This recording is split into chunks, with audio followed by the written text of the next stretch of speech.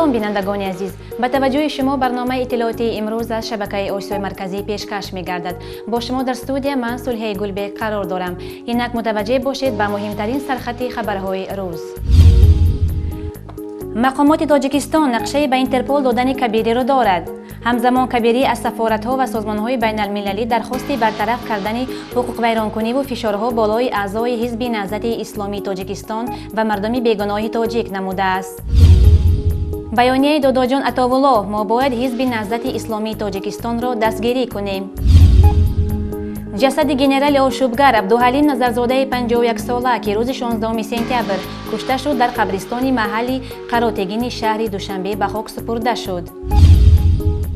انجمن اولین مؤسسان اتحادیه ادوکات‌ها سید بیک نوردینوف را به حیث رئیس انتخاب کرد.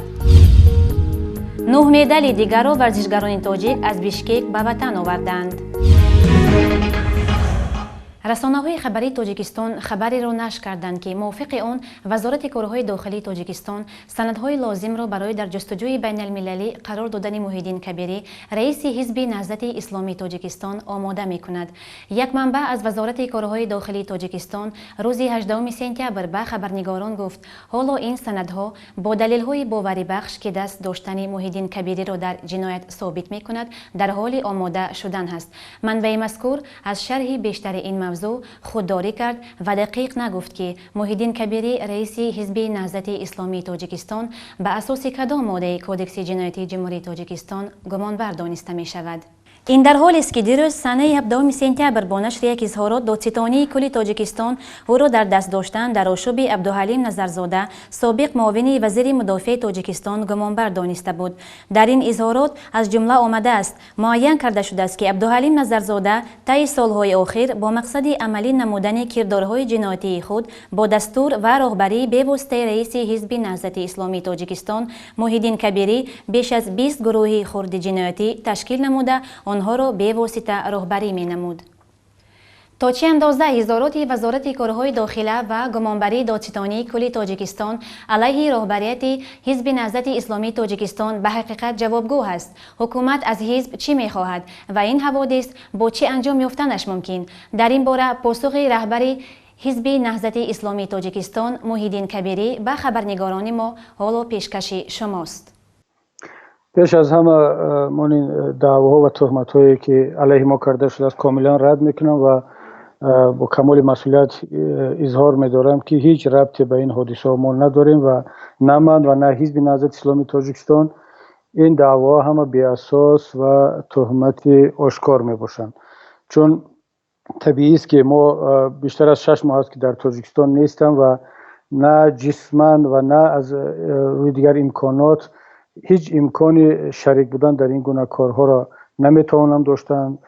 بخصوص من که دیدگاه‌هایم، موقع‌گیری‌ام و جهانبینیم به همگان معلوم است که همیشه مخالف زوراوری بودم، همیشه مخالف قانونشکنی بودم و همیشه جانبدار فعالیت صلح‌آمیز و دموکراتی در چارچوب قانون بودم و خواهم ماند. حزب نهضت اسلامی تاجیکستان هم بخصوص اعضای شورای سیاسی حزب که امروز متاسفانه زندانی هستند همیشه پیگیری از این سیاست‌ها می‌کردند و هیچگاه در هیچ لحظه علیه قانون و صلح و ثبات رفتار نکرده بودند. بنابراین من این دعواها را دروغ محض می‌حسابم و انشاءالله باور دارم که هم جامعه جهانی هم جامعه تاجیکستان به این دروغ‌ها و تهمت‌ها باور نخواهند کرد و اگرچه آنها ما را به هر نامی که اعلان کنند و هر پرونده هم که باز کنند، من امید دارم که جامعه جهانی بخصوص کشورهای دموکراتی و ترکیه هم که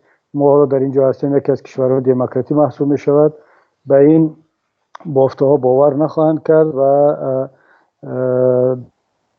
درخواست آنها را اجرا نخواهند کرد. ولی به هر صورت ما اولش توکل به خدا و تکیه به خداوند میکنیم، بعدا از همه گونه کارهای احتیاطی هم استفاده خواهیم کرد.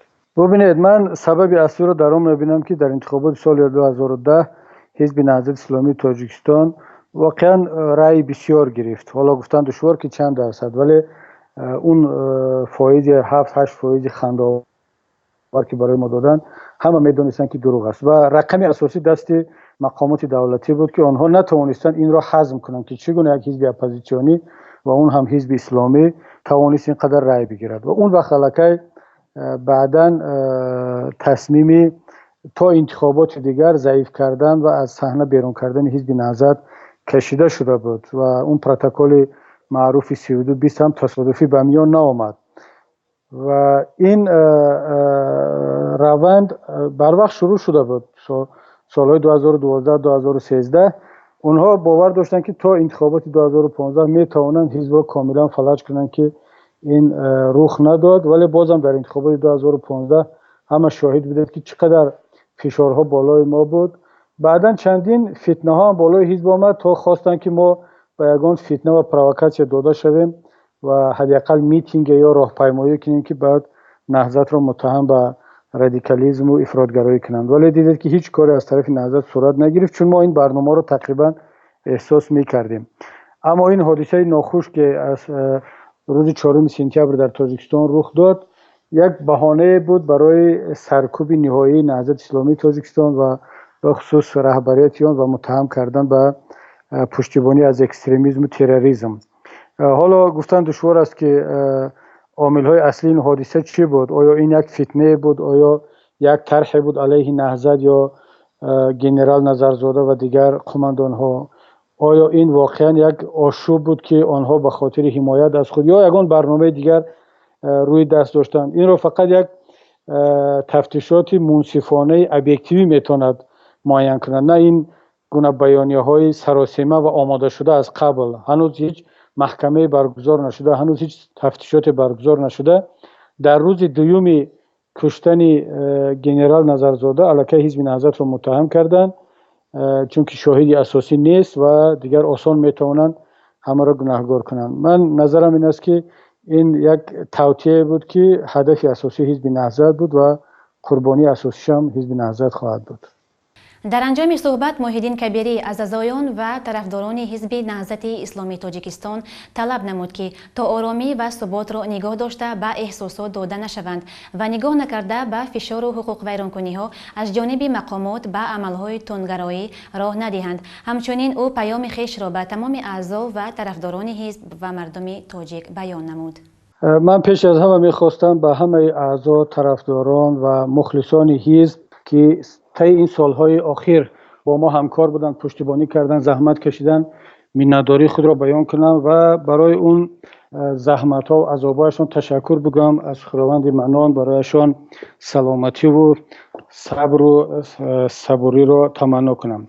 واقعا امروزها خیلی دشوار است برای طرفداران حزب ما و من از ایشان خواهش میکنم، درخواست میکنم که به هنگامه داده نشوند، آرام باشند، خونسردی را مثل همیشه رعایت کنند و هیچگاه به عملهای افراطگرایانه و یا عملهای احساساتی داده نشوند، چون که رقیبان ما و شما منتظر همین حالت ها هستند که چیکار کنند تا اینکه نمایندگان حزب نهضت طرفداران آن را به یگان کار خشونت آمیز وارد کنند و متهم کنند به افراطگرایی. حالا میبینید که چنین یک بهانه را استفاده کرده ایستادند علیه ما و در آینده هم خواهند کرد.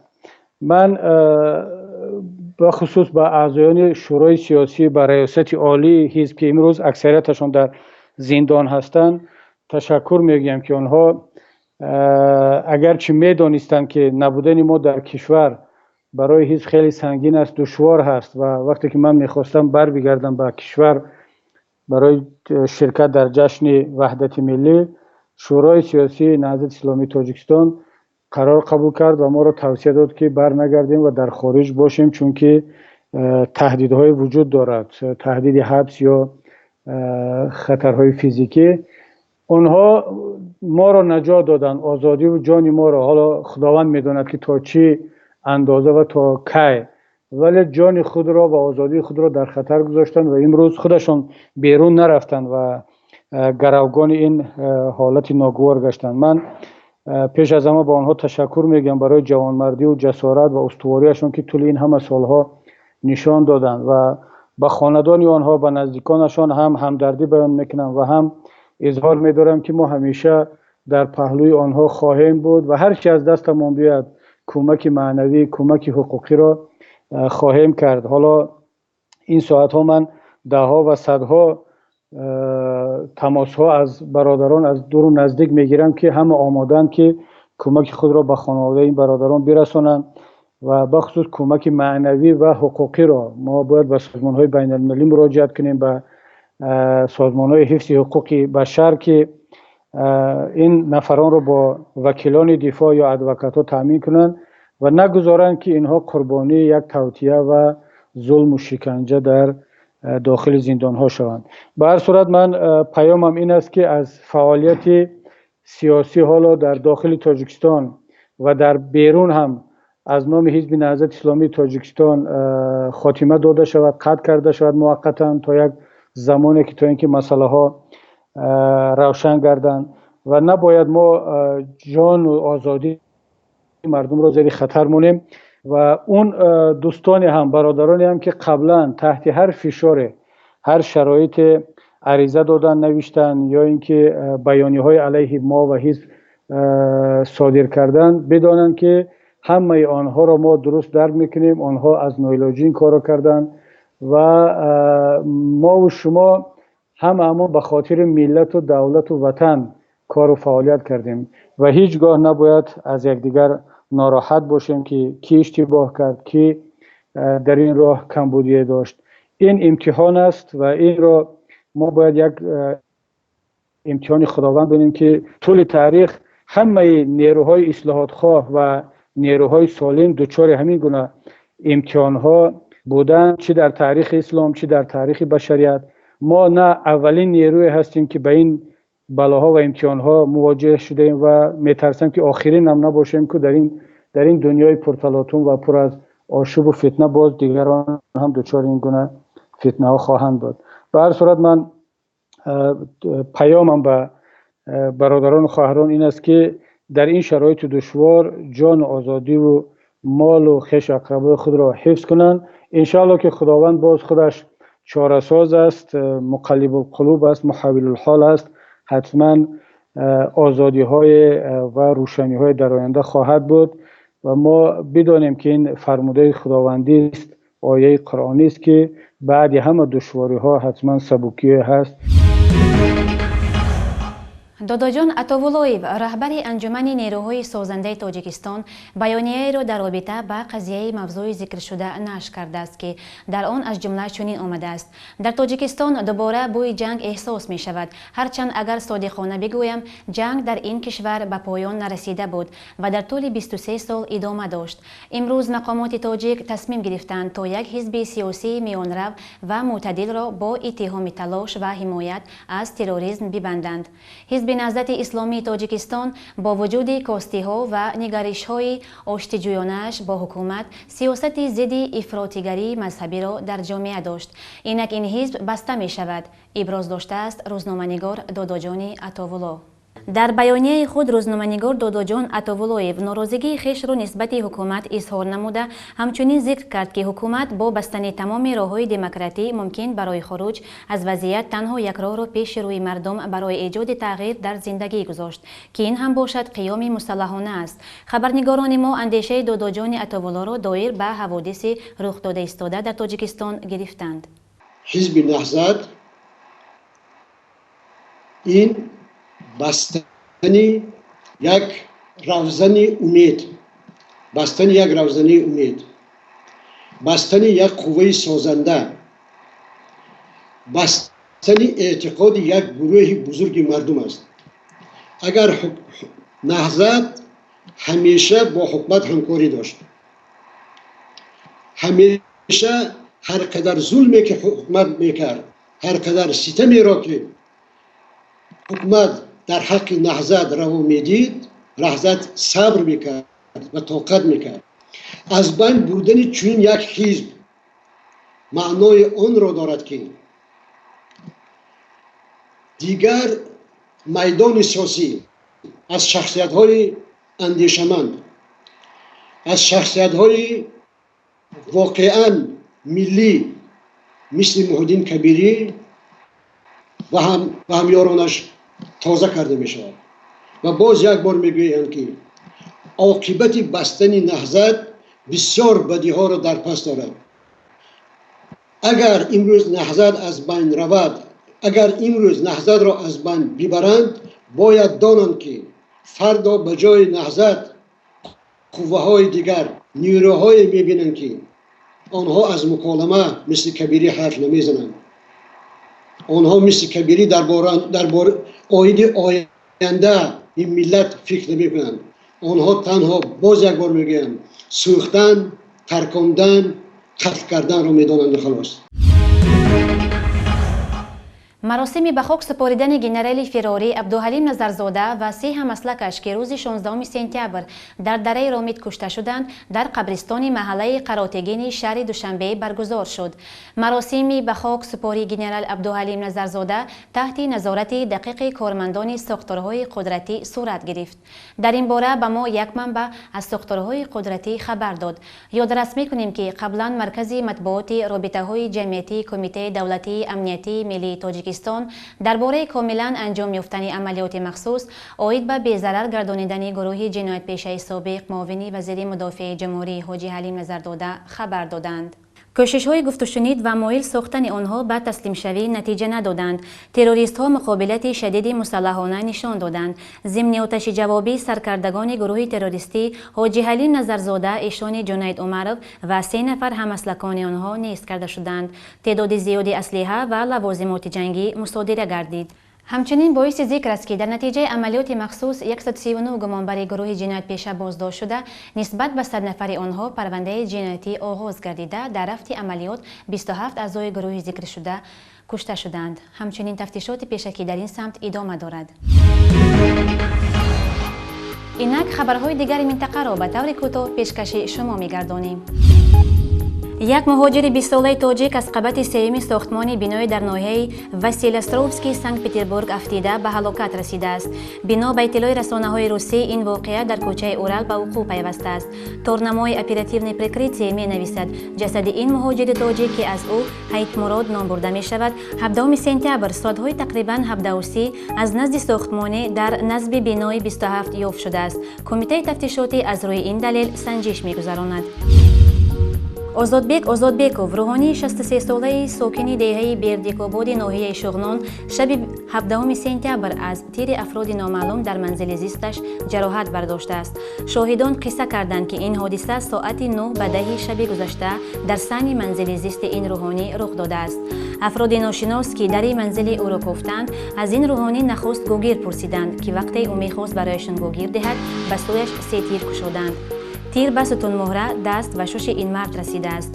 عین حال این مرد در بیمارخانه بستری شده است و تحت نظارت دکترانی از خارج در شهر خاروق قرار دارد. فرستادن پیامک و یا خود SMS از طریق شرکت‌های موبیلی در تاجیکستان بعد از اعلان انجام عملیات ضد گروه عبدالحلیم نظرزاده سابق معاون وزیر مدافع تاجیکستان دوباره امکان پذیر شد.